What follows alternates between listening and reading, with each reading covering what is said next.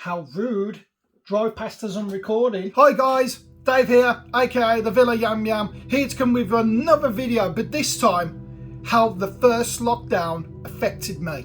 Now, COVID has been a bit of a pain in the backside, as everyone knows, and it has affected some people, it hasn't affected others. But I'm going to give you my outtake of how the first lockdown not only affected me physically, but also mentally. If you like the video, guys, go ahead, give it a big thumbs up, and also smash that subscribe button. And on that note, away we go. So we all went back into lockdown on the 26th of March. That's when I finally left work, and unfortunately I was working from home for my company at the time. Ali had just joined a new company, and lucky enough they kept her on during the pandemic. The problem is that Ali was working every hour she could to basically not only keep her job but also to satisfy the company, which meant not only was I being a full-time techie, but I was also being a full-time dad to Tommy. Now this is the thing, people will turn around and say, oh, you men don't know what it's like to look after a child all the time.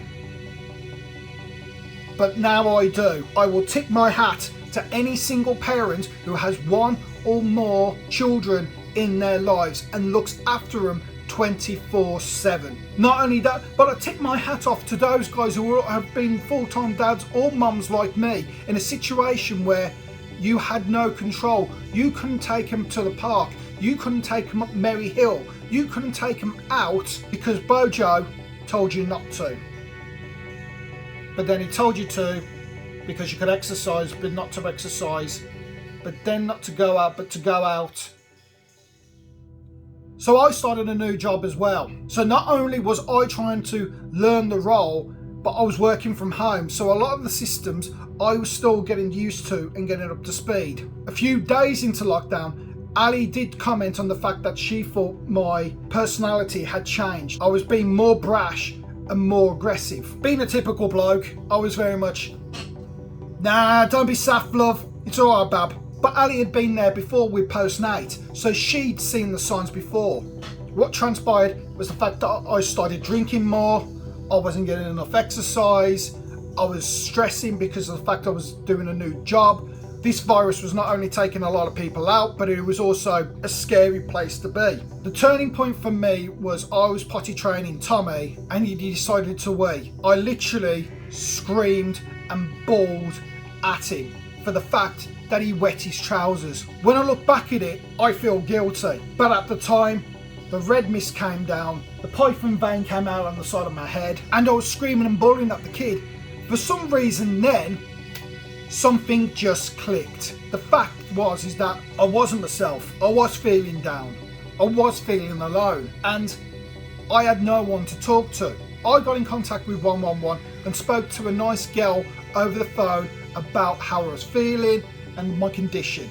Within half an hour, my local GP was ringing up saying that they were here to help. Not only did they put me on sertraline, which is an antidepressant, but they said if I was thinking of any suicidal thoughts or anything or showing acts of aggression, to get in contact with them straight away. Lucky enough to this day, I am still on sertraline. It helps massively.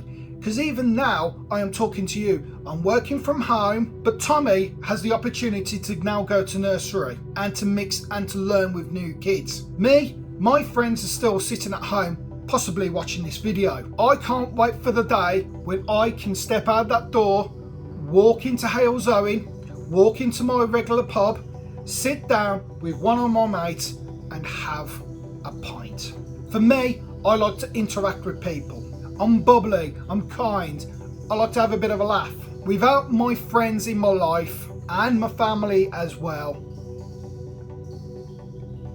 it's difficult to explain. I will take my hat off to everyone in the NHS as well as all them GPs and doctors who have been working through this pandemic.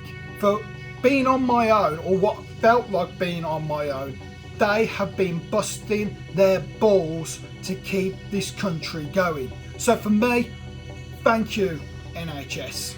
And thank you key workers such as those at Asda, such as those postmen, such as those lorry drivers delivering goods, because without those people, this country would have gone to rat.